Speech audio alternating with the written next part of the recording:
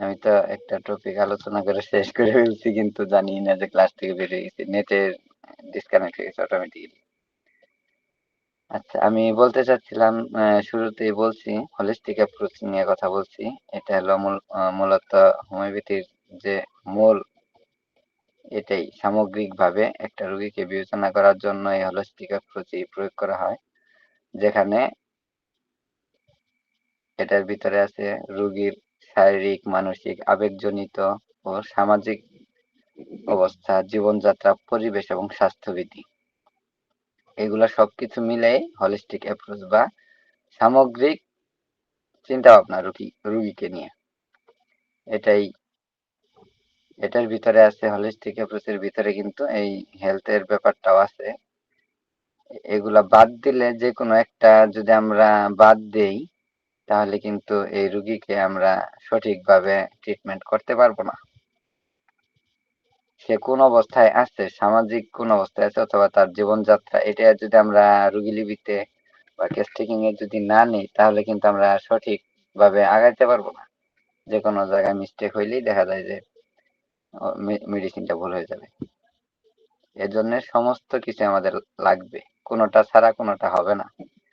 এই জন্য হলিস্টিক অ্যাপ্রোচটা খুবই গুরুত্বপূর্ণ, যেখানে এই হাইজিনটা ইনক্লুড আছে। যে চিকিৎসক শুধু ওষুধ প্রয়োগই নন, বরং রোগীর সামগ্রিক কল্যাণের জন্য দায়বদ্ধ। এখানে স্বাস্থ্যবিজ্ঞানের গুরুত্বপূর্ণ খুবই, এটা জানা আমাদের জন্য অপরিহার্য আর কি। হোমিওপ্যাথিতে রোগ প্রতিরোধ উত্তম চিকিৎসা, এই নীতি অনুসরণ করা হয়। স্বাস্থ্যবিধি মেনে চললে অনেক রোগ প্রতিরোধ করা সম্ভব। ব্যক্তিগত পরিচ্ছন্নতা, নিরাপদ পানি পান, সুষম খাদ্য গ্রহণ, পর্যাপ্ত বিশ্রাম, পরিবেশগত পরিচ্ছন্নতা বজায় রাখলে সংক্রামক রোগ, অসংক্রামক রোগ উভয় থেকে কিন্তু আমরা সুরক্ষা পাই। এই বিষয়গুলো আমাদের অবশ্যই জানতে হবে এবং রোগীকে সচেতন করতে হবে। এটাই স্বাস্থ্যের খুবই গুরুত্বপূর্ণ একটা দিক স্বাস্থ্যবিজ্ঞানের। অর্গাননে হ্যানিম্যান বলেছে যে স্বাস্থ্যকর পরিবেশ জীবনযাত্রাকে রোগের কারণ হিসেবে চিহ্নিত করেছেন। অস্বাস্থ্যকর পরিবেশ ও জীবনযাত্রাকে রোগের কারণ হিসেবে চিহ্নিত করেছেন। এটা কেন করেছেন, এটা কি কেউ বলতে পারবেন? খায়রুল ভাই অথবা রাহিমা আপু?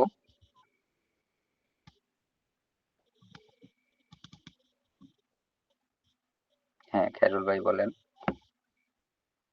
অস্বাস্থ্যকর পরিবেশ এবং জীবনযাত্রা যদি রোগের কারণ, এটা কেন করা হয়েছে, এটাকে কেন, কারণটা উল্লেখ করেছে যে এটাই রোগের কারণ হতে পারে।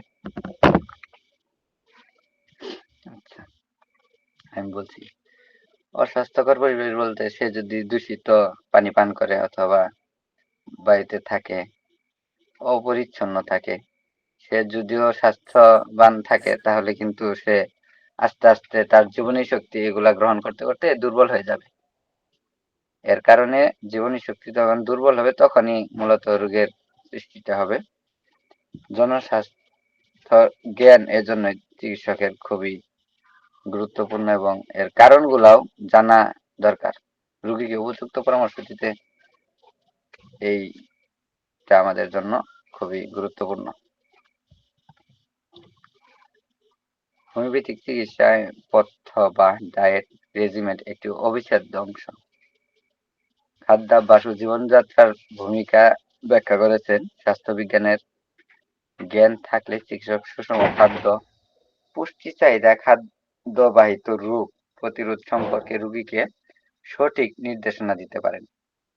অপুষ্টি, ভিটামিন ঘাটতি বা অতিরিক্ত খাদ্য গ্রহণ সবই রোগের কারণ হতে পারে, যা চিকিৎসকের জানা বা সংশোধন করা খুবই গুরুত্বপূর্ণ কাজ। এটা ধরতে হবে যে সে কোন পুষ্টির অভাবে কি রোগে আক্রান্ত হয়েছে। যদি আমরা বলে দিতে পারি খাদ্যটা খাইলে তার এই অভাবটা দূর হবে, তাহলে দেখা যায় যে মেডিসিন দেওয়ার পরেও খুব দ্রুততার সাথে সেই ঘাটতিটা পূরণ করতে সক্ষম হবে, খুব দ্রুততার সাথে সে রিকভার করবে। সংক্রামক রোগ নিয়ন্ত্রণের জন্য এটির একটা প্রধান আমাদের দায়িত্ব যে কলেরা, টাইফয়েড, যক্ষ্মা, ম্যালেরিয়া ইত্যাদি রোগের বিস্তার, এইগুলা যদি যখন বিস্তার হতে থাকবে তখন এই এই নিয়মগুলো আমাদের মানতে হবে। না হয় এটা ঠেকানো সম্ভব না। যদি স্বাস্থ্যকর পরিবেশ না গ্রহণ করে, ওই আগের মতোই অস্বাস্থ্যকর পরিবেশে থাকে, তাহলে কিন্তু এই রোগগুলা ছড়াতেই থাকবে। এই সংক্রমণ পথ প্রতিরোধ ব্যবস্থা এবং জনস্বাস্থ্য ব্যবস্থাপনা সম্পর্কে জ্ঞান আবশ্যক থাকতেই হবে।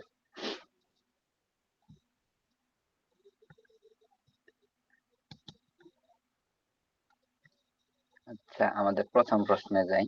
স্বাস্থ্য বিজ্ঞান বলতে কি বোঝো? হোমিওপ্যাথিতে ইহার গুরুত্বটা অলরেডি আলোচনা করা হইল। স্বাস্থ্য বিজ্ঞানটা হইল, এক কথায় বলতে গেলে, হাইজিন হলো সুস্বাস্থ্য বজায় রাখার জন্য পরিষ্কার পরিচ্ছন্নতা এবং স্বাস্থ্য রক্ষার নিয়মাবলী সংক্রান্ত একটি বিজ্ঞান। এটি জনস্বাস্থ্যের একটি মৌলিক ভিত্তি। হোমিওপ্যাথিক পাবলিক হাইজিন সরকারের পক্ষ থেকে, কোনো সংগঠিত জনগোষ্ঠীর পক্ষ থেকে সমাজের সকল শ্রেণীর মানুষের স্বাস্থ্য রক্ষার জন্য বৃহত্তর কোনো পরিকল্পনা গ্রহণ, তা বাস্তবায়ন ও মূল্যায়ন করার জন্য বিধি ব্যবস্থা গ্রহণ করাকেই জনস্বাস্থ্য বলা হয়।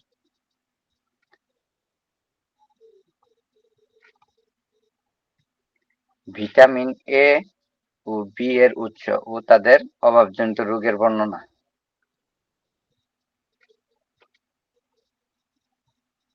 এখানে আছেন তিনজন। আচ্ছা, আপনারা ভিটামিন এ এর উৎস অথবা বি এর উৎসগুলা কে কে বলতে পারেন? হ্যান্ড রাইজ করে বলেন, কি কি উৎস থেকে আমরা ভিটামিন এ আর বি পাই?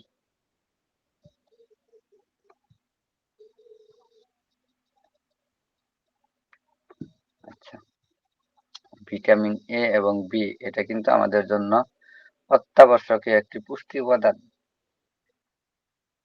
এই ভিটামিন এ আর বি এর অভাবে নানান রোগ দেখা দেয় আমাদের শরীরে।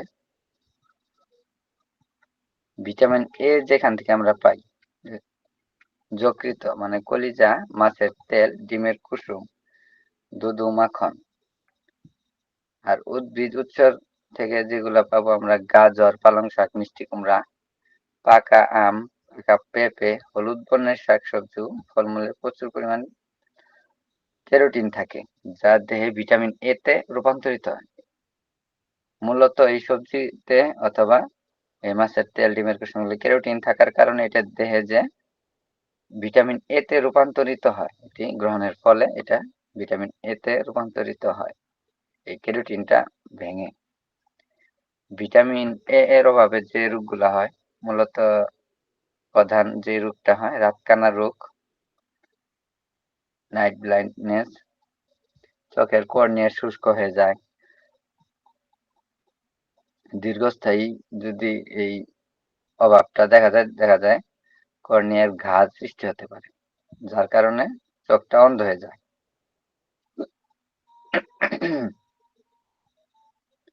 ত্বক শুষ্ক ও খসখসে হয়। সংক্রমণ প্রতিরোধ ক্ষমতা হ্রাস পায়। বিভিন্ন সংক্রমণ রোগ যদি ইফেক্টেড হয়, ওটা প্রতিরোধ করতে সে কম পারে বা দ্রুত রোগটা শরীরে বৃদ্ধি হয়। শিশুদের ক্ষেত্রে দেখা যায় যে বেশি।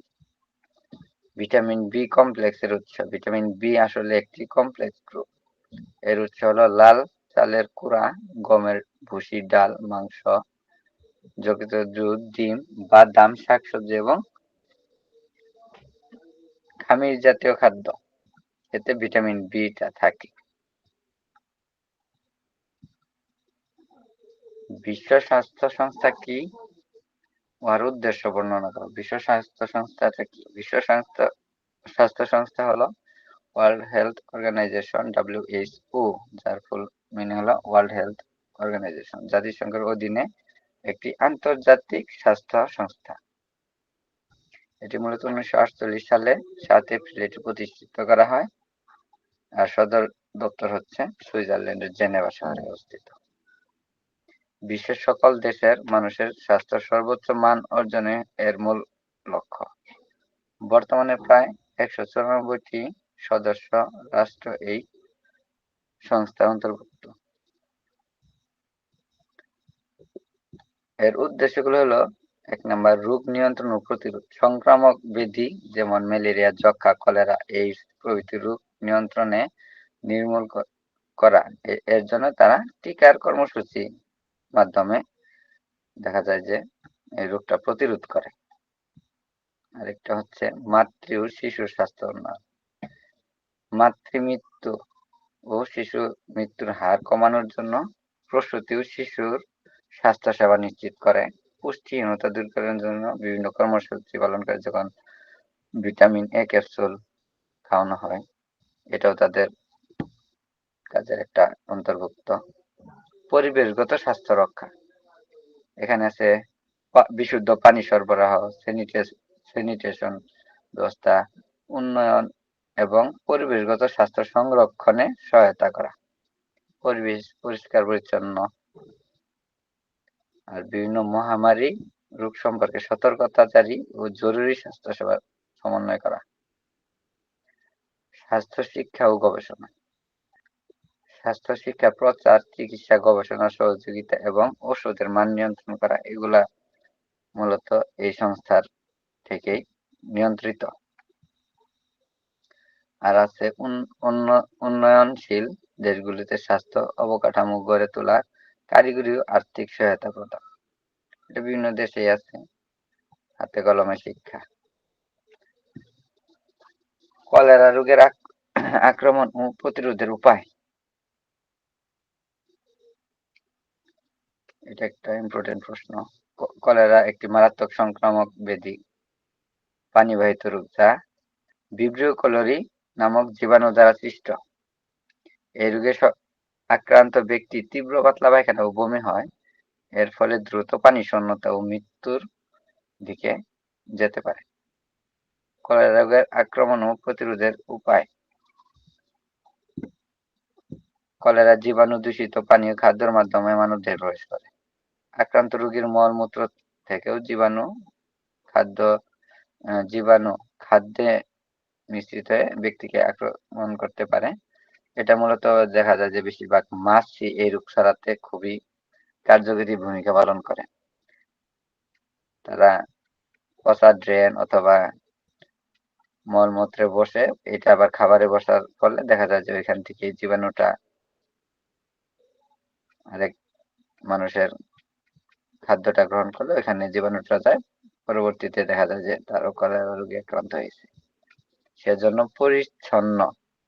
অপরিচ্ছন্ন পরিবেশ থেকে পরিচ্ছন্ন পরিবেশে থাকতে হবে। নোংরা পানি পান থেকে বিরত থাকতে হবে। খোলা স্থানে মলত্যাগের অভ্যাস, এটাও পরিত্যাগ করতে হবে। এই উপায়গুলো যদি দেখা যায় যে মানা হয়, তখন এই কলেরা রোগটা খুব দ্রুত প্রতিরোধ করা সম্ভব। না হয় এই রোগ প্রতিরোধ করা যাবে না, কারণ এই জীবাণু প্রতিনিয়ত ছড়াবে আর মানুষের পেটে গেলেই এর জীবাণুটা কলেরা রোগের কারণ হবে। বিশুদ্ধ পানি পান, স্যানিটেশন ব্যবস্থা, ব্যক্তিগত পরিচ্ছন্নতা, খাদ্য সুরক্ষা, মাছি নিয়ন্ত্রণ, এই সমস্ত কাজগুলা থেকে অবশ্যই রোগীকে জানাতে হবে, অ্যাওয়ারনেস করতে হবে এবং রোগীকে বিধিনিষেধ দিতে হবে স্বাস্থ্যকর পরিবেশে থাকার জন্য। তাহলে দেখা যাচ্ছে রোগীটা সুস্থতার দিকে তাড়াতাড়ি উন্নতি হবে। ব্যক্তিগত স্বাস্থ্য ও মানসিক স্বাস্থ্যের মধ্যে তুলনা। ব্যক্তিগত স্বাস্থ্য কি আর মানসিক স্বাস্থ্য কি? ব্যক্তিগত স্বাস্থ্য, মানসিক স্বাস্থ্য। ব্যক্তিগত স্বাস্থ্য বলতে শারীরিক সুস্থতা ও পরিচ্ছন্নতা বোঝায়। এতে দেহের বাহ্যিক ও অভ্যন্তরীণ অঙ্গ প্রত্যঙ্গের সুস্থতা অন্তর্ভুক্ত। নিয়মিত গোসল, দাঁত মাজা, পরিষ্কার পরিচ্ছন্ন পোশাক পরিধান, হাত পা পরিষ্কার রাখা, নখ ছোট রাখা, এটি ব্যক্তিগত স্বাস্থ্যের অংশ। আর সুষম খাদ্য গ্রহণ, পর্যাপ্ত বিশ্রাম, নিয়মিত ব্যায়াম, রোগ প্রতিরোধ ব্যবস্থা গ্রহণ করা জরুরি। ব্যক্তিগত স্বাস্থ্য রক্ষা শরীরের বাহ্যিক যত্ন ও পরিচর্যার উপর বেশি গুরুত্ব দেওয়া হয়। এটি সংক্রামক রোগ প্রতিরোধ ক্ষমতায় বাড়াতে সহায়তা করে এবং সামাজিক জীবনের মর্যাদা বৃদ্ধি করে। আমার কথা শোনা যাচ্ছে খায়রুল ভাই? রেসপন্স করেন তো।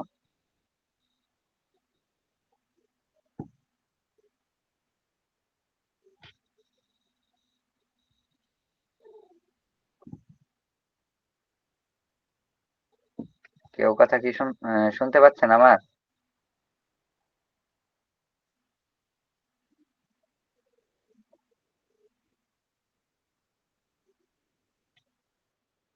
জি, রাহিমা আপনার আপু? কথা শুনতে পাচ্ছি। ওকে, হ্যাঁ। ঠিক আছে, ঠিক আছে, একটু রেসপন্স করেন, কারণ আমি তো আপনাদের দেখতে পাচ্ছি না। যদি রেসপন্স করেন তাহলে বোঝা যায় যে আমি ক্লাসে আছি। একবার তো বের হয়ে গেছিলাম, বুঝতে পারি নাই। জি, আমি ঠিক আজকে আছে, ১ম তো এজন্য কিছু বলছি না, শুনছি। না বলেন, সমস্যা নাই। আপনারা তো পরীক্ষার জন্য সবাই প্রস্তুতি নিয়েছেনই। আমি শুধুমাত্র একটু রিভিশন দিচ্ছি আমাদের সাজেশন থেকে। ঠিক আছে, কথা বলেন, সমস্যা নেই। ওকে, মানসিক স্বাস্থ্য। আচ্ছা, মানসিক স্বাস্থ্য বলতে কি বুঝি এটা আপনি যদি বলতে চান বলতে পারেন। মানসিক স্বাস্থ্যটা কি?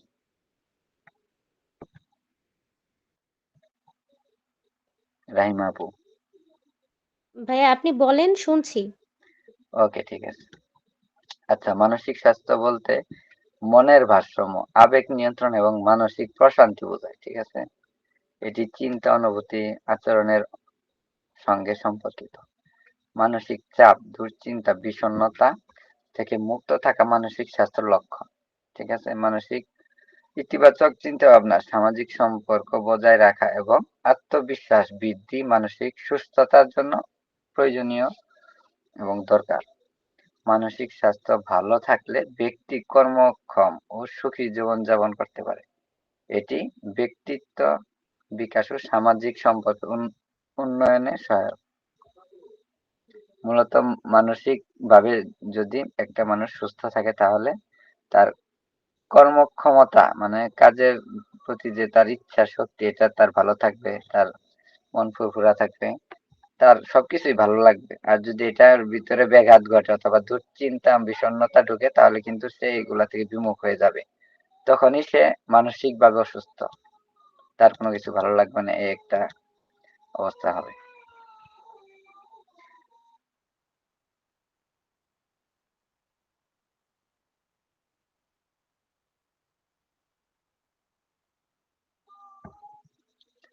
রোগের উত্তিকাল ও সংক্রামক কাল বলতে কি বুঝো? রোগের উত্তিকাল, ইনকিউবেশন পিরিয়ড। রোগের উত্তিকাল বলতে রোগ জীবাণু দেহে প্রবেশের পর থেকে প্রথম লক্ষণ প্রকাশ পাওয়া পর্যন্ত সময়কে বোঝায়। এই সময় জীবাণু দেহের ভিতরে বংশবৃদ্ধি করে এবং রোগ সৃষ্টির জন্য প্রস্তুতি নেয়। বিভিন্ন রোগের উত্তিকাল বিভিন্ন রকম হতে পারে।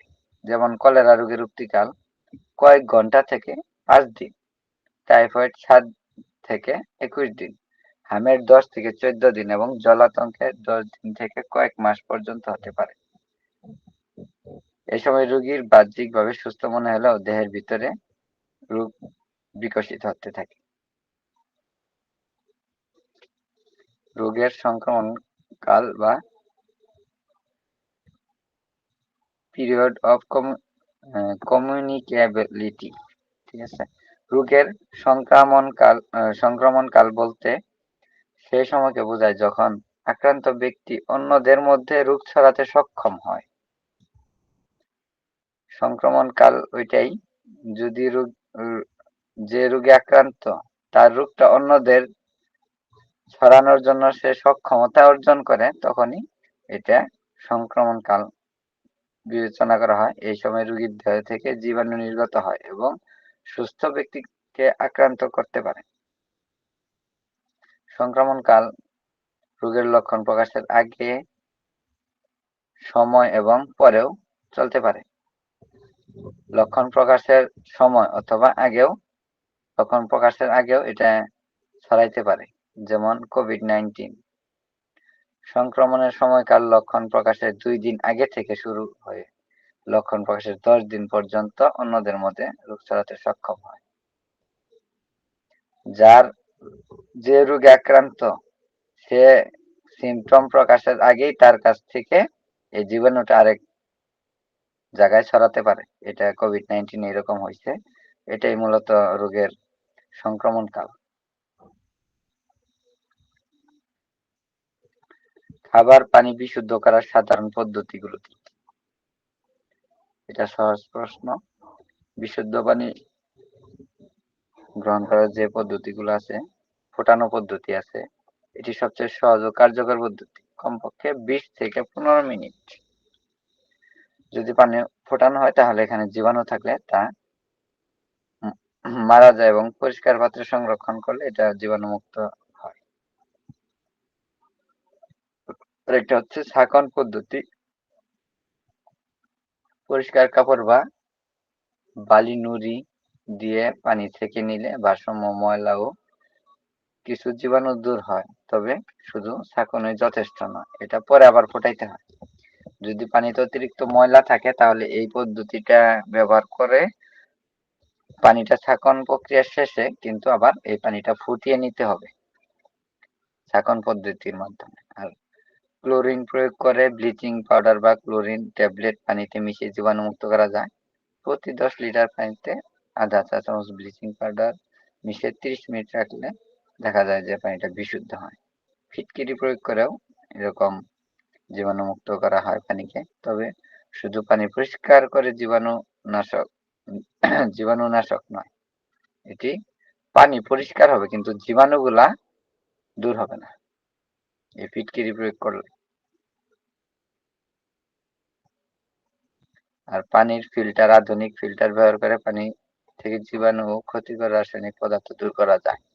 এটা হলো আধুনিক পদ্ধতিটা। এখন যে আমাদের ইলেকট্রিক ফিল্টার আছে, আবার ম্যানুয়াল ফিল্টার আছে, বিভিন্ন কিট ব্যবহার করে এটা পানিটাকে বিশুদ্ধ করা হয়। সুষম খাদ্য বলতে কি বোঝো?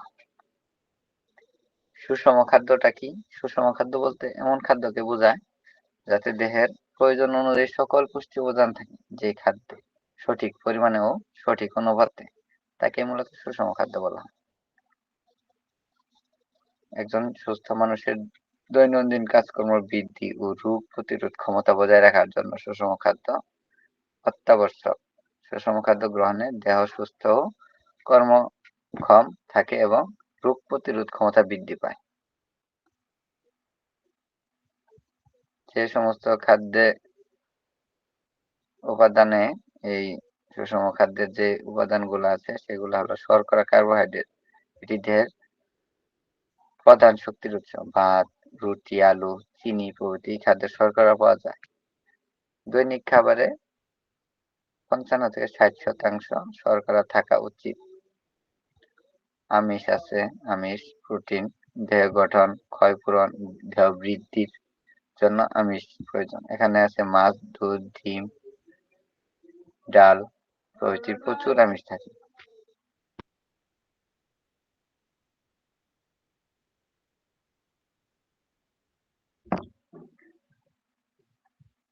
স্নেহ বা চর্বি শক্তি সরবরাহের জন্য এটি খুবই গুরুত্ব ভূমিকা রাখে। এখানে আছে ঘি, তেল, মাখন প্রভৃতিতে প্রচুর চর্বি পাওয়া যায়। দৈনিক খাদ্যের 20 থেকে 25% চর্বি থাকা প্রয়োজন। ভিটামিন দেহের বিভিন্ন কাজ নিয়ন্ত্রণ ও রোগ প্রতিরোধে সাহায্য করে। শাকসবজি, ফলমূল, দুধ, ডিম প্রভৃতিতে বিভিন্ন ভিটামিন পাওয়া যায়। খনিজ লবণ হাড় ও দাঁত গঠন, রক্ত তৈরি এবং শরীরের বিভিন্ন কাজে সাহায্য করে। পানি দেহের সকল রাসায়নিক কাজে পানি প্রয়োজন। দৈনিক 8 থেকে 10 গ্লাস বিশুদ্ধ পানি পান করা একজন সুস্থ মানুষের জন্য প্রয়োজন। একজন পূর্ণবয়স্ক ব্যক্তির সুষম খাদ্যের তালিকা, এটা মাঝে মধ্যে পরীক্ষায় আসে। এটা হচ্ছে সকালের নাস্তাতে 120 থেকে 50 গ্রাম ভাত বা রুটি থাকবে, সিদ্ধ ডিম থাকতে পারে একটা, 200 মিলি দুধ, আর সবজি ফলমূল যে কোনো ছোট সাইজ একটা সবজি 100 গ্রাম থাকতে পারে, এটা সকালের নাস্তার জন্য। আর পরে আছে ভাত, দুপুরের জন্য ভাতটা মাঝারি আকারের প্লেটে একটু ওই 150-এর কিছু বেশি থাকবে, 250 অথবা 300 এতটুকু পরিমাণ ভাত। আর প্রয়োজন মতো সবজি খাইতে পারবে। এখানে 1 বাটি সবজি খাইতে পারবে, 200 গ্রাম। সালাদ, মাছ নিতে পারে 50 থেকে 75 গ্রামের মতো। আর বিকালে হালকা ছোলা অথবা মুড়ি ইত্যাদি বিকালে গ্রহণ করতে পারে, যা শরীরের তাৎক্ষণিক শক্তি ও খনিজ লবণটা এখান থেকে পাবে। রাতের জন্য 200 থেকে 250 গ্রাম ভাত, সাথে ডাল, মাছ, হালকা ঝোল জাতীয় সবজি ইত্যাদি খাইতে পারে, যাতে এর ভিতরে আছে আমিষ, শর্করা, সহজ পাচ্য, এগুলো সহজেই রাতে যেন হজম হয়ে যায় এই ভাবে খেতে পারবে। এটার মূলত প্রাপ্তবয়স্কর একটা প্রোটিন। মানসিক বিকৃতি প্রতিরোধের উপায় বা মনোবিকারের কারণগুলি কি? মনোবিকারের কারণ: বংশগত কারণ। পরিবারে মানসিক ইতিহাস থাকলে পরবর্তী প্রজন্মে এর আশঙ্কা থাকতে পারে বা দেখা দেয়। মানসিক চাপ ও দুশ্চিন্তা: দীর্ঘদিন মানসিক চাপ, পারিবারিক কোলাহল, অর্থনৈতিক এর সমস্যার কারণে মনোবিকারটা সৃষ্টি হতে পারে। শারীরিক রোগ: মস্তিষ্কে আঘাত, মৃগী রোগ, হরমোনজনিত সমস্যা মানসিক বিকৃতির কারণ হতে পারে। আরেকটা আছে মাদকাসক্তি: মদ্যপান, ধূমপান ও মাদক সেবন মস্তিষ্কের স্বাভাবিক কার্যক্রম ব্যাহত করে। সামাজিক পরিবেশ: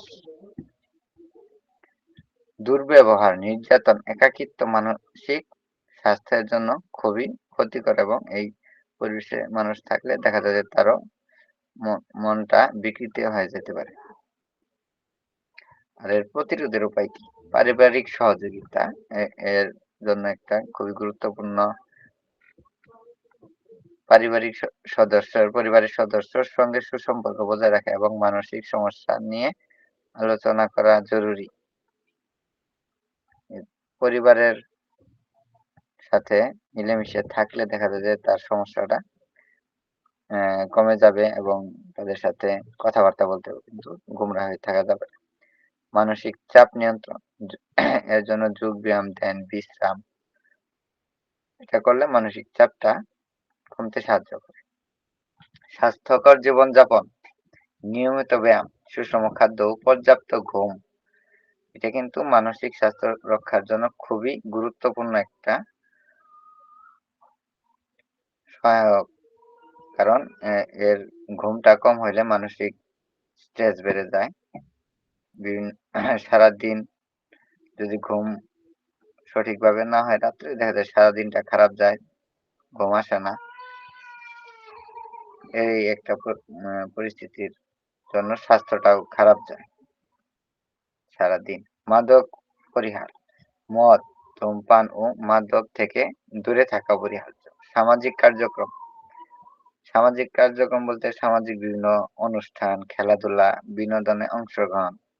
এখানে অংশগ্রহণ করলে মনটা ভালো থাকে এবং হাস্যোজ্জ্বল থাকে। চিকিৎসকের পরামর্শ: প্রয়োজনে মনোচিকিৎসক বা মনোবিদের সাহায্য নেওয়া উচিত। মানসিক স্বাস্থ্য সচেতনতা ও সামাজিক সহযোগিতা অত্যন্ত গুরুত্বপূর্ণ। বাংলাদেশে পরিবার পরিকল্পনা কর্মসূচির উদ্দেশ্য কি? বাংলাদেশ একটি ঘনবসতিপূর্ণ দেশ, যেখানে জনসংখ্যা নিয়ন্ত্রণ ও মা ও শিশু স্বাস্থ্য রক্ষা অত্যন্ত জরুরি। এই লক্ষ্যে সরকার পরিবার পরিকল্পনা কর্মসূচি চালু করেছে। এই কর্মসূচি জনসংখ্যা বৃদ্ধির হার কমিয়ে দেশের অর্থ-সামাজিক উন্নয়ন নিশ্চিত করতে সাহায্য করে। এর মধ্যে আছে জনসংখ্যার বৃদ্ধির হার হ্রাস, অতিরিক্ত জনসংখ্যা দেশের সম্পদ ও উন্নয়নের জন্য বোঝাস্বরূপ। পরিবার পরিকল্পনার মাধ্যমে জন্মহার কমিয়ে জনসংখ্যা নিয়ন্ত্রণ করা সম্ভব। মাতৃস্বাস্থ্য রক্ষা, ঘন ঘন সন্তান জন্মদানে মায়ের স্বাস্থ্য ভেঙে পড়ে এবং মাতৃমৃত্যুর ঝুঁকি বৃদ্ধি পায়। জন্মের মধ্যে পর্যাপ্ত বিরতি রাখলে মায়ের স্বাস্থ্য সুরক্ষিত থাকে। শিশু স্বাস্থ্য উন্নয়ন, সীমিত সংখ্যক সন্তান থাকলে প্রতিটি শিশুর পর্যাপ্ত পুষ্টি, শিক্ষা ও চিকিৎসা সেবা পায়, এতে শিশু মৃত্যুর হারটা কমে। পরিবারের আর্থিক সমৃদ্ধি, ছোট পরিবার আয় ও ব্যয়ের ভারসাম্য রক্ষা করা সহজ হয়। সন্তানদের উন্নত চিকিৎসা, শিক্ষা নিশ্চিত করা সম্ভব এর ফলে। জাতীয় উন্নয়ন, জনসংখ্যা নিয়ন্ত্রণে থাকলে দেশের খাদ্য, বাসস্থান, শিক্ষা ও চিকিৎসা সেবা সকলের জন্য নিশ্চিত করা সহজ হয়। এটা জনসংখ্যা বৃদ্ধি থাকলে ব্যাহত হয়। যৌন ও প্রজনন স্বাস্থ্য সচেতনতা, জন্ম নিয়ন্ত্রণ পদ্ধতি, যৌন রোগ প্রতিরোধ ও নিরাপদ মাতৃত্ব সম্পর্কে জনগণকে সচেতন করা খুবই গুরুত্বপূর্ণ একটি কাজ।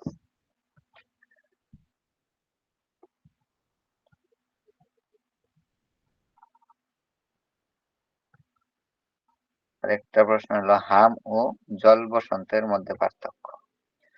আমি একটা প্রশ্ন স্কিপ করলাম, পানির ক্ষরতা দূরীকরণ পদ্ধতি, এটা আপনারা দেখে নিন। আর হাম ও জল বসন্তের পার্থক্যটা আমি এখানে বলছি।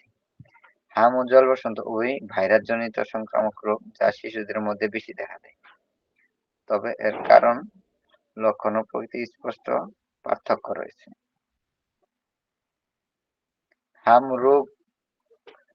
রোগ মিজলস ভাইরাস দ্বারা সৃষ্ট হয়, যা অত্যন্ত সংক্রামক। অন্যদিকে জল বসন্ত ভেরিসেলা জোস্টার ভাইরাস দ্বারা সংঘটিত হয়।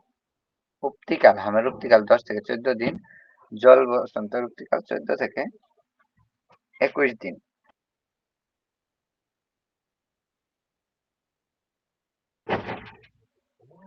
জ্বরের ধরন, হামের প্রথমে তীব্র জ্বর, সর্দি, কাশি ও চোখ লাল হয়ে যায়।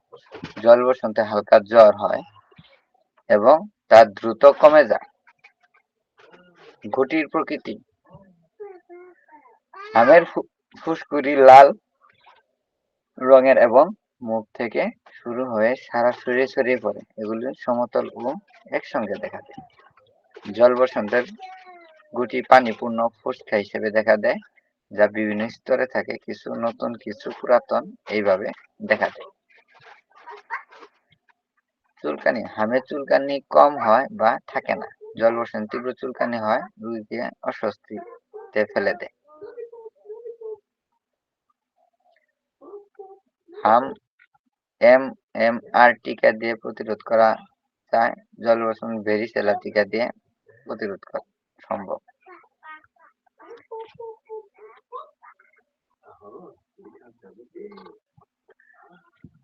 বায়ু সঞ্চালন বলতে কি বোঝাও? সুস্বাস্থ্যের জন্য বায়ু সঞ্চালনের গুরুত্ব। বায়ু সঞ্চালন বলতে ঘরবাড়ি বা বদ্ধ স্থানে বিশুদ্ধ বাতাসের প্রবেশ ও দূষিত বাতাস নির্গমন প্রক্রিয়াকে মূলত বোঝায়। এটি প্রাকৃতিক বা কৃত্রিম উপায়ে হতে পারে। জানালা, দরজা, ভেন্টিলেটর প্রভৃতির মাধ্যমে তাজা বাতাস ঢোকে এবং নিঃশ্বাসে ত্যাগ করা কার্বন ডাই অক্সাইড বাইরে বেরিয়ে যায়।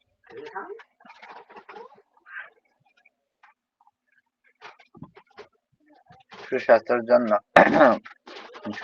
জন্য বায়ু সঞ্চালনের গুরুত্ব গুলো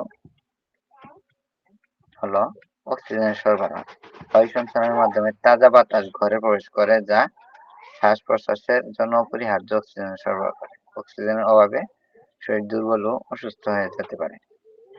কার্বন ডাই অক্সাইড নিষ্কাশন। মানুষ নিঃশ্বাসে কার্বন ডাই অক্সাইড ত্যাগ করে, বদ্ধ করে। এই গ্যাস জমা হয়ে মাথা ব্যথা, শ্বাসকষ্ট অবস্থার সৃষ্টি করে। সঞ্চালনের মাধ্যমে এটি বাইরে বেরিয়ে যায়, ফলে এই সমস্যাটা আর হয় না। রোগ জীবাণু দূরীকরণ। ভালো বায়ু সঞ্চালন ঘরের দূষিত বাতাস, ধুলাবালি, রোগ জীবাণু দূর করে। যক্ষ্মা, সর্দি, কাশি, ইনফ্লুয়েঞ্জা প্রভৃতি রোগের জীবাণু বদ্ধ করে দ্রুত ছড়ায়। আর্দ্রতা নিয়ন্ত্রণ। অতিরিক্ত আর্দ্রতা ছত্রাক ও জীবাণু বৃদ্ধির জন্য উপযোগী পরিবেশ তৈরি করে। সঞ্চালন ঘরে আর্দ্রতা কমে স্বাস্থ্যকর পরিবেশ বজায় রাখে। দুর্গন্ধ দূরীকরণ। রান্নাঘর, পায়খানা ও অন্যান্য স্থানের দুর্গন্ধ বায়ু সঞ্চালনের মাধ্যমে দূর হয়ে যায়। শারীরিক ও মানসিক সতেজতা। তাজা বাতাস শরীর ও মনকে সতেজ রাখে, কর্মক্ষমতা বৃদ্ধি করে এবং ঘুম ভালো হয়। রোগ প্রতিরোধ ক্ষমতা বৃদ্ধি। নিয়মিত বিশুদ্ধ বাতাস গ্রহণে শরীরের রোগ প্রতিরোধ ক্ষমতাও বৃদ্ধি পায়। আর একটা ছোট প্রশ্ন হচ্ছে, মাছি কিভাবে রোগ ছড়ায়? আপনারা কেউ কি বলতে পারবেন মাছি কিভাবে রোগ ছড়ায়? এটা কিন্তু একদম সহজ প্রশ্ন। সালমা আপু জয়েন হয়েছেন। সালমা আপু বলেন, মাছি কিভাবে রোগ ছড়ায়? আমার জি, কি কথা শোনা যাচ্ছে? হ্যাঁ, জি, জি। আসসালামু আলাইকুম। বলেন। জি, মাছির দুটো ডানা থাকে। মাছি ময়লাতে সবসময় বসে, আর হচ্ছে ওখান থেকে জীবাণু নিয়ে খাদ্যের উপরে বসে, ওখান থেকেই জীবাণু ছড়ায়। মাছির একটা ডানাতে প্রতিষেধক থাকে, আর একটা ডানাতে জীবাণু থাকে। তো মাছি ময়লা জীবাণুর ভিতরেই তার বসবাস, এবং তার কাজই হলো খাবারে বসা এবং রোগ ছড়ানো। এইটুকু আপাতত। Thank you. জি, ধন্যবাদ। জি, জি, আপনি উত্তর সঠিক দিয়েছেন। মাছি মূলত একটি ক্ষতিকারক পতঙ্গ হিসেবে আমরা চিনি, বা একে দেখলে আমরা তাড়ানো শুরু করি। ঠিক আছে? মাছির দেহে অসংখ্য লোম থাকে। এই লোমটা কিন্তু আঠালো পদার্থ থাকায় জীবাণু তার লোমে সহজে লেগে যায়। যেখানে বসবে, যেখানে বসলো ওই জিনিসটাই তার লোমে সহজে লেগে থাকে। এবং মাছি নর্দমায় বসে, পায়খানা, পচা আবর্জনা এগুলাতে বসে, তার সুর দিয়ে এগুলা দেখা যায় যে নাড়ায়, তার হাত পায়ে লেগে যায়। এই জীবাণুটা নিয়েই সে মূলত ভালো খাবারেও বসে। তখনই মূলত এই জীবাণুটা ওই খারাপ জায়গা থেকে ভালো জায়গায় আসে। আর এটা আমরা যখন খাদ্যটা খাই, তখন আমাদের দেহের ভিতরে যায়, অথবা পানিতে গেলে পানিতে থেকেও ছড়াতে পারে। পানির উপরে বসলে পানিটাও দূষিত হয়ে যাবে। এর ফলে দেখা যায় যে এই জীবাণুটা আমাদের দেহে প্রবেশ করে এইভাবেই। আর মাছি এক জায়গায় খাদ্যের উপরে বসলেই সাথে সাথে দেখা যায় যে মলত্যাগ করে। এটা তার একটা বিশেষ গুণ। খুব দ্রুত তারা মলত্যাগ করে। ভালো জায়গায় বসেও আর খারাপ জায়গায় বসে এই কাজটা তারা খুবই ভালোভাবে করে। এই জন্যই দেখা যায় যে রোগ জীবাণু খাদ্যে মিশ্রিত হয়ে যায়। সেই খাদ্য গ্রহণ করলেই নানা প্রকারের রোগ ছড়ায়। ঠিক আছে।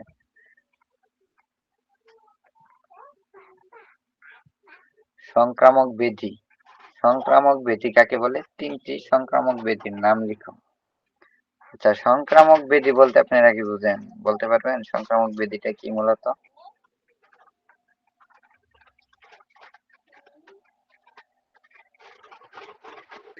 একজন থেকে আরেকজনের রোগ ছড়ায়, সেটাই হ্যাঁ, এক কথায় বলতে সংক্রামক। গেলে এটাই। জি, ধন্যবাদ। সংক্রামক ব্যাধিটা হলো মূলত রোগ জীবাণু দ্বারা সৃষ্ট হয়। মানে এটা একজন থেকে আরেকজনে আক্রান্ত হয়। প্রাণী থেকেও আসতে পারে, অথবা ব্যক্তি বা মানুষ থেকে আরেক মানুষে ছড়াতে পারে। এটাই মূলত ব্যাকটেরিয়া, ভাইরাস, ছত্রাক, পরজীবী দ্বারা সৃষ্ট হয় এই রোগগুলো। আর সাধারণ ব্যাধি বলতে এমন রোগকে বোঝায় যা সংক্রামক নয়, এক ব্যক্তি থেকে অন্য ব্যক্তিতে ছড়ায় না। এটাই মূলত সাধারণ রোগ। যেমন হৃদরোগ, ডায়াবেটিস, ক্যান্সার, এই সমস্ত রোগ এটা সংক্রামক না, এটা সাধারণ। এটা এক ব্যক্তি থেকে আরেক ব্যক্তিতে ভেরি করে না, মানে ছড়ায় না। সংক্রামক রোগের প্রধান উৎস। সংক্রামক রোগের উৎসগুলা কি, এটা কি কেউ বলতে পারেন যে উৎসটা কি? সংক্রামক ব্যাধিটা উৎসটা কি হতে পারে, কি কি আছে? সর্দি কাশি, টাইফয়েডের জীবাণু বাইরে থাকে, তারপরে একজন থেকে আরেকজন ছড়ায় সর্দি কাশি থেকে, তারপরে হচ্ছে হেপাটাইটিস এইগুলো। ঠিক আছে, মূলত রোগীর হাঁচি, কারো যদি সর্দি লাগে সেই সর্দিটা কিন্তু সাথে সাথে ছড়াবে না। যখন হাঁচিটা দিবে তার সাথে জীবাণু বাইরে আসবে, এই বাইরে আইসা দেখা যায় এটা বাতাসের মাধ্যমে সংক্রমিত হবে আরেকজন। তার কাশিটা বাইরে গেলে ওইখান থেকে বাতাসের মাধ্যমে ওই জীবাণুটা মিশে তখন দেখা যায় যে মলমূত্র, রক্ত, লালা ইত্যাদি থেকে জীবাণুগুলা আরেক ব্যক্তিতে সংক্রমিত হতে পারে। এই সংক্রামকের যে হাসি, কাশি, মলমূত্র এগুলো আবার এই মাছি বহন করে। মাছি আছে, ইঁদুর আছে, তেলাপোকা আছে, এরা কিন্তু বহন করে এই জীবাণুগুলো আর এক জায়গা থেকে আরেক জায়গায় নিয়ে যেতে পারে। এর মাধ্যমেও মানুষ সংক্রমিত হয়। যেমন তেলাপোকা, ইঁদুর, মাছি, মশা প্রভৃতি রোগ জীবাণু দেখা যায় তার মলমূত্রে যদি বসে, পরে এটা যদি আবার খাদ্যে বসে, তাহলে দেখা যায় যে এই জীবাণুটা এই খাদ্যে চলে আসছে, এইভাবেই সংক্রমিত হয়। দূষিত খাদ্য, জীবাণুযুক্ত খাদ্য, পানি এগুলো গ্রহণ করলেও দেখা যায় যে কলেরা, টাইফয়েড সমস্যা দেখা দেয়। দূষিত বায়ু, হাঁচি কাশির মাধ্যমে যে বায়ুটা দূষিত হয়েছে এটা যদি গ্রহণ করা হয় তাহলে আরেকজন সংক্রমিত হতে পারে। সরাসরি স্পর্শে, সরাসরি স্পর্শের মাধ্যমে এই রোগগুলা ছড়ায়। যেমন একজিমা হইলে এটা যদি মলটা লাগে শরীর থেকে আরেকজনের শরীরে, ডিসচার্জটা লাগলেও সেখানে সংক্রমণ হওয়া খুবই স্বাভাবিক ব্যাপার। তিনটি সংক্রামক ব্যাধি বলতে কলেরা, যক্ষ্মা, হাম এগুলো সংক্রামক। একজনের হলে আরেকজনের হওয়াটা সংক্রমিত হতে পারে। বায়ুবাহিত 5টি রোগ, এখানে যক্ষ্মা আছে, হাম, হুপিং কাশি, ডিপথেরিয়া, ইনফ্লুয়েঞ্জা, এটা বাতাসের মাধ্যমে ছড়ায়।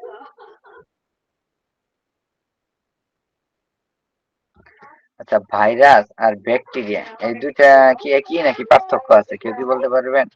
ভাইরাস, ব্যাকটেরিয়া এক নাকি দুই? পার্থক্য আছে, আলাদা আলাদা। কি পার্থক্য? আচ্ছা, পার্থক্যটা কি?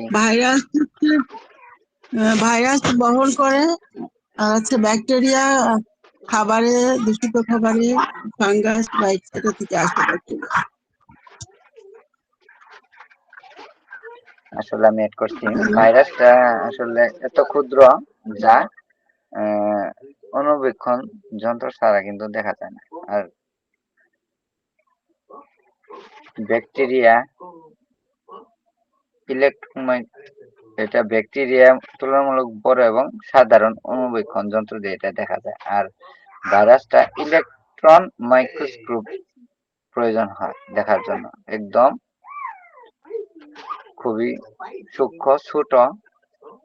আর ভাইরাস কোষীয় নয়, এতে কোষ প্রাচীর, সাইটোপ্লাজম বা অন্যান্য কোষীয় অঙ্গাণু নেই। ব্যাকটেরিয়াতে এককোষী জীব যার সম্পূর্ণ কোষ গঠন রয়েছে। জীবিত বা জড়, ভাইরাস জীবিত কোষের বাইরে নিষ্ক্রিয় থাকে। ভাইরাসটা যদি মানুষ অথবা জীবিত কোনো কিছুতে সংস্পর্শে আসে তখনই সে জীবিত, তাছাড়া সে কিন্তু কোনো কাজ করতে পারে না বা সে অক্ষম। যখন জীবিত কোষে আসবে তখনই সে জীবিত হয়ে কাজ করবে বা সংক্রমণ ছড়াবে, তখন সে বংশ বৃদ্ধি করতে পারবে। আর ব্যাকটেরিয়া স্বাধীনভাবে বাঁচে এবং কৃত্রিম মাধ্যমে চাষ করা যায়। ব্যাকটেরিয়াকে কৃত্রিম ভাবে ব্যাকটেরিয়া চাষ করা যায়, ভাইরাসকে কিন্তু এটা করা যায় না। সে মানুষের সংস্পর্শে আসলেই একমাত্র সে অ্যাক্টিভ, নাহলে ডিঅ্যাক্টিভ অবস্থায় থাকে। ভাইরাস জীবিত কোষের ভিতরে প্রবেশ করে সেই কোষের উপাদান ব্যবহার করে নিজের প্রতিলিপি তৈরি করে। ভাইরাসের অবস্থাটা দেখছেন? জীবিত কোষের ভিতরে প্রবেশ করে এবং সেই কোষের উপাদান ব্যবহার করে নিজের প্রতিলিপি তৈরি করে। খুবই মারাত্মক ব্যাপার। আর ব্যাকটেরিয়া বিভাজন পদ্ধতিতে স্বাধীনভাবে বংশবৃদ্ধি করতে পারে। জেনেটিক উপাদান ভাইরাসে হয় ডিএনএ অথবা আরএনএ থাকে, দুটো একসাথে থাকে না। আর ব্যাকটেরিয়াতে ডিএনএ ও আরএনএ উভয়ই থাকে। এটা কিন্তু মনে রাখার জন্য খুবই গুরুত্বপূর্ণ। এটা জেনেটিক ভাবে যে ভাইরাসে কি থাকে আর ব্যাকটেরিয়াতে কি থাকে। ডিএনএ অথবা আরএনএ যে কোনো একটা উপাদান থাকবে ভাইরাসে, আর ব্যাকটেরিয়াতে উভয়টাই থাকবে। ভাইরাস জনিত রোগে অ্যান্টিবায়োটিক কাজ করে না, অ্যান্টিভাইরাল ওষুধ প্রয়োজন। ব্যাকটেরিয়া জনিত রোগে অ্যান্টিবায়োটিক কার্যকর, এটা এলোপ্যাথি মতে। ভাইরাস সাধারণত ক্ষতিকর, তবে টিকা তৈরিতে ব্যবহৃত হয়। অনেক ব্যাকটেরিয়া উপকারী, যেমন দই তৈরি, হজমে সহায়তা করে, নাইট্রোজেন সংবন্ধন প্রভৃতি কাজ করে। এটা ব্যাকটেরিয়া, মানে ব্যাকটেরিয়াটা দইয়ে যে ব্যাকটেরিয়া থাকে এটা কিন্তু উপকারী ব্যাকটেরিয়া, যা হজম কাজে সহায়তা করে। ভাইরাস জনিত রোগ হলো হাম, ইনফ্লুয়েঞ্জা, পোলিও, জলবসন্ত, এইডস ইত্যাদি। ব্যাকটেরিয়া জনিত রোগ হলো কলেরা, টাইফয়েড, যক্ষ্মা, নিউমোনিয়া, ডিপথেরিয়া ইত্যাদি।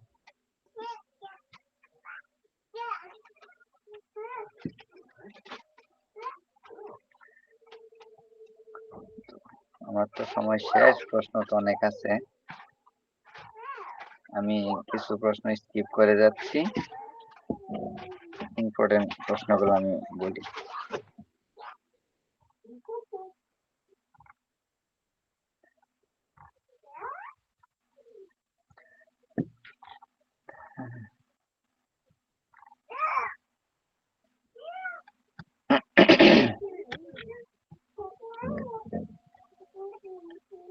ডায়রিয়ার কারণ ও প্রতিরোধের 5টি হোমিওপ্যাথিক ওষুধের সংক্ষিপ্ত বর্ণনা।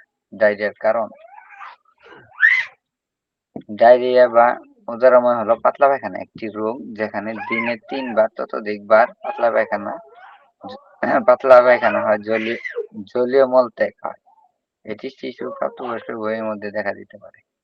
এর ফলে পানি শূন্যতার কারণে মৃত্যু পর্যন্ত হয়। ডায়রিয়ার প্রধান কারণ: দূষিত পানি পান করা, অপরিষ্কার খাবার খাওয়া, জীবাণু যেমন ব্যাকটেরিয়া, ভাইরাস বা পরজীবী দ্বারা সংক্রমণ, খাদ্যে বিষক্রিয়া, অপুষ্টি ও রোগ প্রতিরোধ ক্ষমতা কমে যাওয়া, স্বাস্থ্যকর পরিবেশ ও অপরিচ্ছন্নতা এবং বাসি পচা খাবার গ্রহণ, এই সমস্ত কারণে ডায়রিয়া গুলা হয়ে থাকে। প্রতিরোধের উপায়: নিরাপদ ও বিশুদ্ধ পানি পান করতে হবে, খাবার ভালোভাবে সিদ্ধ করে খাওয়া জরুরি, খাওয়ার আগে ও পরে সবসময় সাবান দিয়ে হাত ধোয়া গুরুত্বপূর্ণ। শিশুকে 6 মাস পর্যন্ত শুধুমাত্র মায়ের দুধ খাওয়ানো প্রয়োজন। খাবার ও পানি ঢেকে রাখা এবং মাছি থেকে রক্ষা করা, যথাযথ পানি নিষ্কাশন ব্যবস্থা নিশ্চিত করা এবং পরিবেশ পরিচ্ছন্ন রাখা, এগুলা গ্রহণ করলে দেখা যায় যে ডায়রিয়ার যে জীবাণুটা এটা সংক্রমিত হতে পারবে না। এ থেকে এই নিয়মগুলো ফলো করলে দেখা যায় যে ডায়রিয়া রোগ থেকে বাঁচা যাবে। ডায়রিয়া মূলত যে 5টা হোমিও ওষুধ আছে, মূলত পচা বা দূষিত খাবার খাওয়ার পর জলের মতো পাতলা পায়খানা, পেটে জ্বালা ও অস্থিরতা থাকলে বেশিরভাগ দেখা যায় যে রোগী পিপাসার্থ থাকে, ঠান্ডা পানি পান করতে চায়।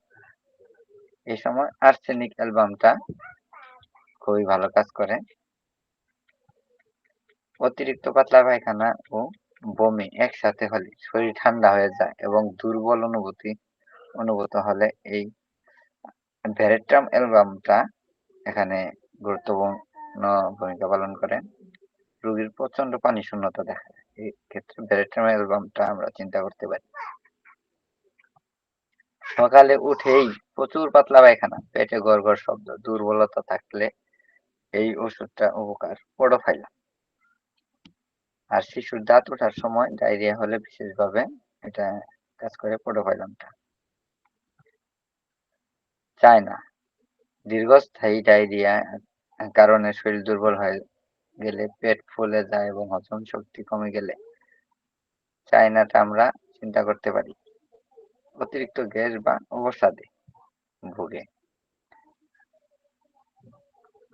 আরেকটা হচ্ছে ক্যামোমিলা, শিশুদের সবুজ রঙের দুর্গন্ধযুক্ত পাতলা পায়খানা ফলে অতিরিক্ত কান্নাকাটি ও অস্থিরতা থাকলে আমরা ক্যামোমিলার কথা বিশেষভাবে চিন্তা করতে পারি। আর এই ওষুধটা এই অবস্থাতে খুবই কার্যকর ভূমিকা রাখে।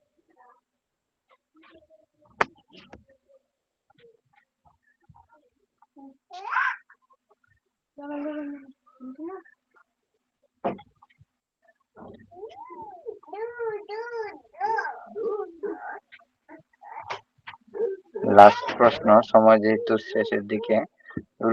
রোগ কি? রূপচক্রের বিভিন্ন স্তরগুলোর নাম লিখো। রোগ কি? যে অদৃশ্য শক্তি জীবনীশক্তির উপর প্রভাব বিস্তার করে, জীবনযাত্রার স্বাভাবিক কার্যক্রম ব্যাহত করে, অর্থাৎ দৈহিক ও মানসিক বিকৃতি ঘটায়, তাহাই রোগ। যখন কোনো ব্যক্তি অসুস্থ হয় তখন প্রথমে তার জীবনী শক্তি বা ভাইটাল ফোর্স বিকৃত হয়। এই বিকৃত জীবনী শক্তি লক্ষণ তৈরি করে, যা আমরা রোগ হিসেবে দেখি। রোগচক্র। সংক্রামক ব্যাধিগুলি এক দেহ থেকে অন্য দেহে সংক্রমিত হয়ে কতগুলি সুনির্দিষ্ট স্তর পার হয়ে পূর্ণাঙ্গ লক্ষণ আত্মপ্রকাশ করে। এই স্তরগুলিকে একত্রে রোগচক্র বলে। এই রোগচক্রের ৬টি স্তর আছে, যা একটা হলো সুপ্তাবস্থা, প্রথম স্তর, ইনকিউবেশন পিরিয়ড। রোগ বীজ দেহে প্রবেশ করে সুস্পষ্ট রোগ লক্ষণ প্রকাশ করার পূর্ব সময় পর্যন্ত একে ইনকিউবেশন পিরিয়ড বলে। আরেকটা হলো পূর্ব সূচনার উপসর্গ। সুস্পষ্ট লক্ষণ প্রকাশের পূর্বে মাথা ব্যথা, জ্বর, শরীরে ব্যথা, অস্থিরতা ইত্যাদির মতো যেসব ভাষা লক্ষণ প্রকাশ পায়, এই সময়টুকুকে পূর্ব সূচনার রোগ উপসর্গ বা প্রোড্রোমাল পিরিয়ড বলে। একটা ফাস্টিজিয়াম পিরিয়ড, চরম অবস্থা। এই অবস্থায় রোগের লক্ষণগুলি সুস্পষ্টভাবে প্রকাশ পেয়ে রোগীকে শয্যাশায়ী করে ফেলে। চতুর্থ স্তর হলো উপশম অবস্থা। এই অবস্থায় রোগ শক্তির উপর প্রভাব বিস্তার করতে থাকে, ফলে রোগী অপেক্ষাকৃত সুস্থতা বোধ করতে থাকে। দৈহিক দুর্বলতা। রোগ সেরে যায় কিন্তু তখনও রোগী দুর্বলতার জন্য কর্মক্ষম হয় না। আর ষষ্ঠ অবস্থা হলো সুস্থতাবস্থা, ডিফেকশন পিরিয়ড। এই স্তরে রোগীর দেহ সম্পূর্ণ সুস্থ ও অসংক্রামক হয়, বা কোনো তার মধ্যে রোগ থাকে না, বা সে সম্পূর্ণভাবে সুস্থ। স্যার, সময় তো শেষ। আরো কি ক্লাস আছে আজকে? শেষ করে দিব আজকে এই পর্যন্ত।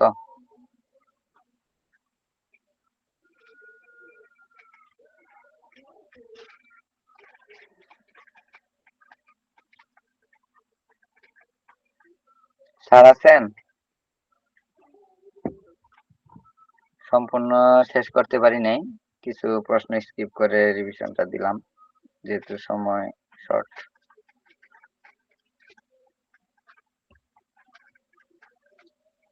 তাহলে আজকে ক্লাসটা এই পর্যন্তই থাক। আপনারা সবাই মনে হয় প্রশ্নের উত্তর সব পিডিএফটা গ্রুপে দেওয়া আছে, যারা না নিছেন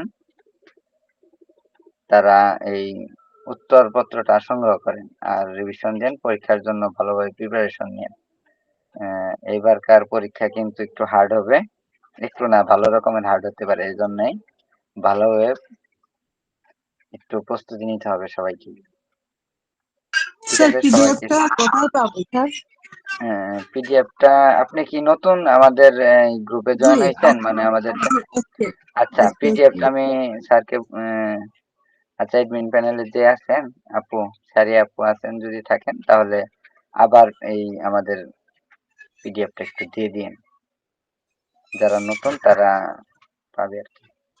ঠিক আছে, এগুলা আমাদের উত্তর সহ সাজেশন, মানে প্রশ্ন উত্তর পুরাটাই দেওয়া আছে। ঠিক আছে, জি স্যার, অনেক ধন্যবাদ। আর আপনি স্যারে দিয়ে দিবে, কালেক্ট করে নিন। ঠিক আছে, ক্লাস এখানে আজকের মতো সমাপ্তি। স্যার হ্যাঁ, আগামীকালও এই সময় ক্লাস হবে? আগামীকাল হ্যাঁ ক্লাস হবে, কিন্তু এই ব্যাচের সেকেন্ড ইয়ারের ক্লাস আছে নাকি বলতে পারতেছি না আমি। সেকেন্ড ইয়ারের ক্লাস থাকলে আপনি এখানে লিংক দিবে, জয়েন হবেন।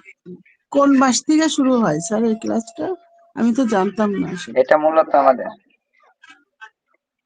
রুটিন দেওয়া আছে, দেখে নেন। এটা মূলত আমাদের একটা আহ, পরীক্ষার প্রস্তুতিমূলক ক্লাস। পরীক্ষার শেষে আমাদের হোমিওলজিস্ট থেকে একটা রেগুলার ক্লাস থাকবে, কোচিং ক্লাস। এখানে যারা আগ্রহী তারা অবশ্যই ক্লাসে যুক্ত হতে পারবেন। এই গ্রুপে অ্যাড থাকলে আপনারা সব নোটিশ পাবেন এবং কি পাবেন। অনেক ধন্যবাদ। স্যার কি কথা বলতে চান? একটু বলেন, বলে শেষ করবেন।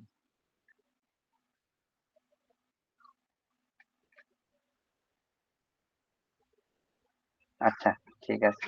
আচ্ছা আচ্ছা, ওকে। ধন্যবাদ সবাইকে এত সময় ধরে ক্লাসে থাকার জন্য।